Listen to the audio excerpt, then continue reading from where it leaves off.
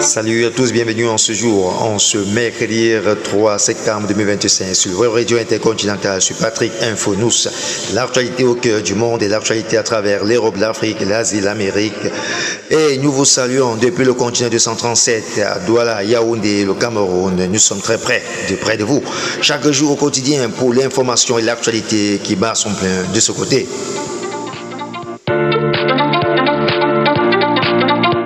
L'actualité qui bat son plein du côté du Cameroun. Le président Paul Biya exhorte les Camerounais à prendre conscience de leur rôle dans la construction nationale. Selon lui, le développement du Cameroun passe par l'engagement de tous les citoyens sans distinction.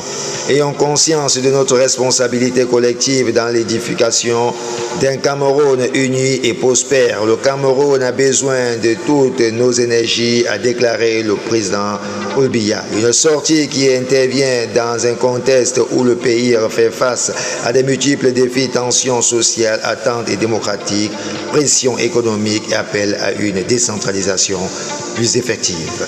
Voilà qui marque un point d'honneur de ce côté, la sortie du président Paul Biya à ses chers compatriotes.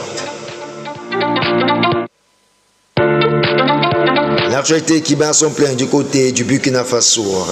Jean-Christophe Pégon, directeur de l'ONG INSO du Burkina Faso, est détenu depuis 28 juillet par les services de renseignement burkinabé. Soupçonné d'espionnage, il est retenu dans un lieu inconnu. 4 employés burkinabés de l'ONG ont également été arrêtés. Jean-Christophe Pégon, ressortissant français, directeur pays de l'ONG Insecurity Insight, en abrégé INSO, au Burkina Faso, a été interpellé le 28 juillet par les services de renseignement burkinabé. Depuis cette date, il est détenu sans communication officielle dans un lieu inconnu par la sécurité d'État. Allez lire dans le détail sur Patrick Info-Nous les raisons pour lesquelles ce Français a été mis en détention